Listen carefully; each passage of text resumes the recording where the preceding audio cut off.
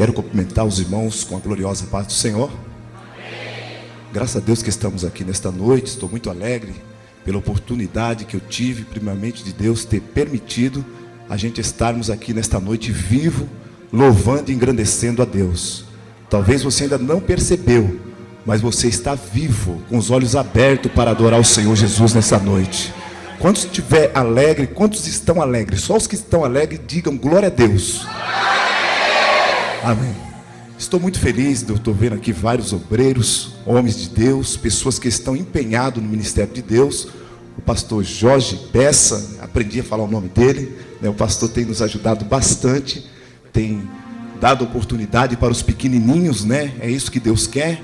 Talvez hoje poderia estar pregando grandes pregadores, mas ele tem abrido a porta para os pequenos adorar o nome do Senhor. Está aqui também o pastor Moura e os demais obreiros que estão aqui nesta noite, amém? Vamos abrir a nossa Bíblia aqui no livro de Daniel, capítulo 2 de Daniel.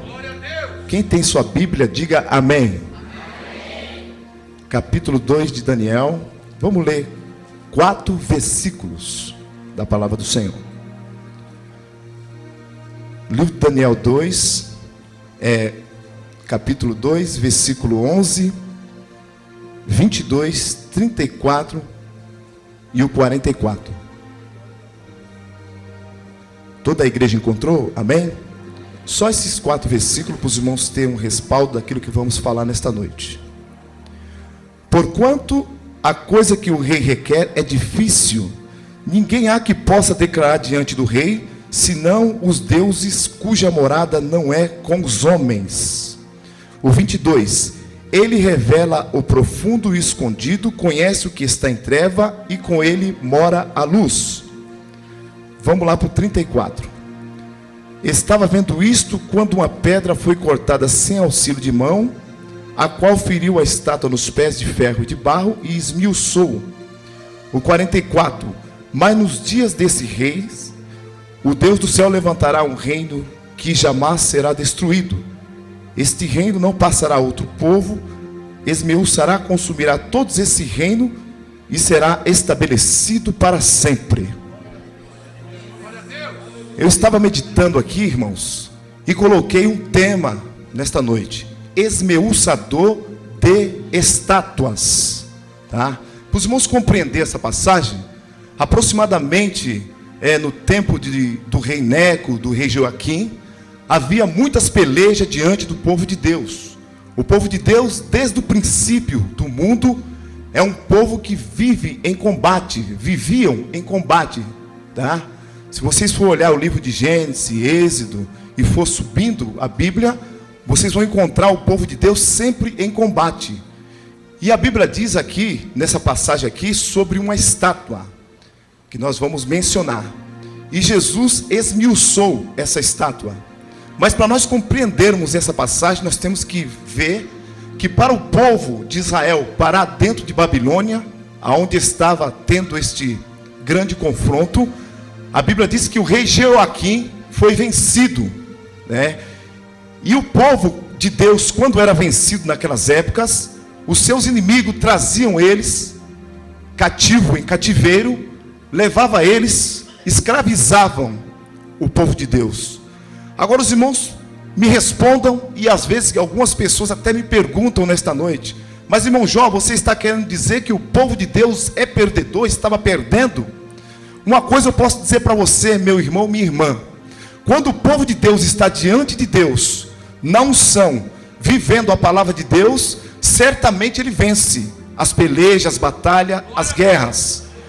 Mas na hora que estamos em pecado, quando estamos se afastando do Senhor, os nossos inimigos tomam posse das nossas vitórias, saqueiam as nossas bênçãos, e nós ficamos escravos diante dos nossos inimigos. E isso estava acontecendo, porque a Bíblia diz que Nabucodonosor, um grande rei que dominava naquelas épocas, entraram para pelejar contra Joaquim, levaram aproximadamente quase 3.000 judeus, colocaram aqueles judeus em cativeiro, escravizaram aqueles homens.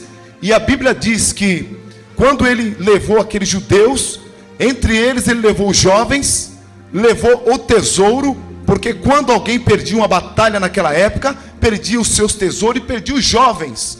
Por quê? Os jovens eram usados para os serviços braçais.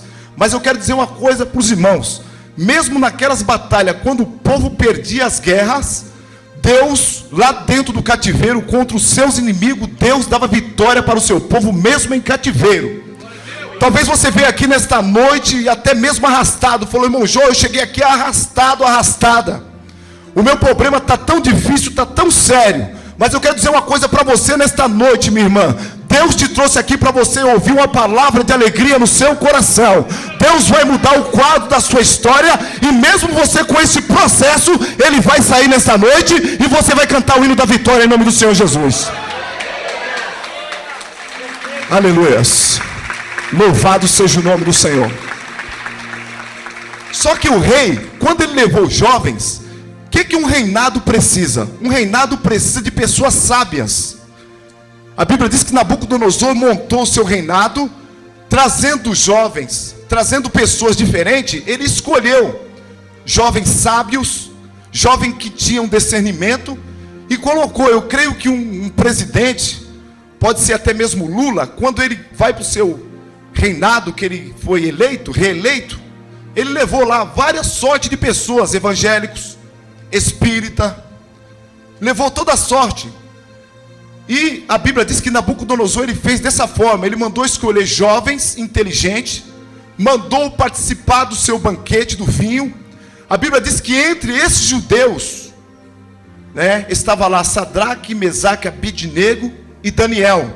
Existiam 4 jovens que estavam ali diante do rei, que foram trazidos do povo de Israel, presos em cativeiro por Nabucodonosor. E a Bíblia diz que Nabucodonosor começou a notar, ele começou a notar que o seu reinado já estava todo preparado. Ele pegou lá astrólogo, pegou feiticeiro, pegou o mago e colocou dentro do seu ministério e formou o seu corpo ministerial. E a Bíblia diz que depois que ele formou todo o seu corpo ministerial, ele colocou Daniel, colocou Sadraque, Mesaque e Abidnego como príncipes. E ele colocando esse jovem como príncipe, esse jovem era um jovem que temia a Deus. O homem, quando teme a Deus, irmãos, ele faz a diferença. Aonde ele chega, tudo é diferente.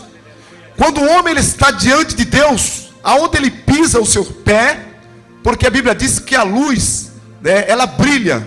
E quando ela brilha, alguém se preocupa. E Daniel, Sadraque, Mesaque e Abidnego entrando ali também como um daqueles sábios, a Bíblia diz que ele começou a incomodar aqueles homens que estavam ali.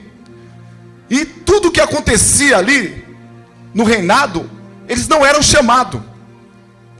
Por quê? A Bíblia diz que o rei Nabucodonosor começou a ter um sonho.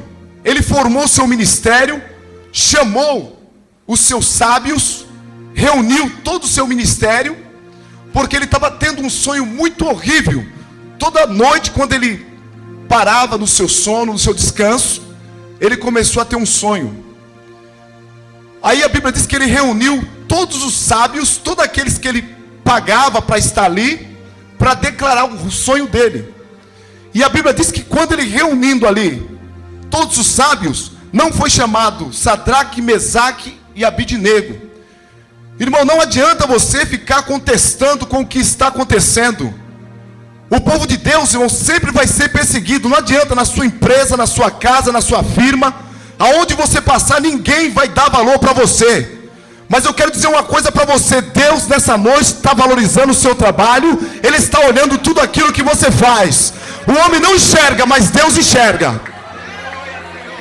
Aleluias. Aí a Bíblia diz que Nabucodonosor, tendo o sonho, chegou lá, ele reuniu os magos, os astrólogos, os adivinhos, e chamou aquelas pessoas. Porque às vezes, irmãos, eu trabalhava numa empresa que tudo que acontecia de bom, nunca tinha um evangélico no meio. Quando acontecia alguma coisa ruim, a primeira coisa que eles culpavam eram os irmãos.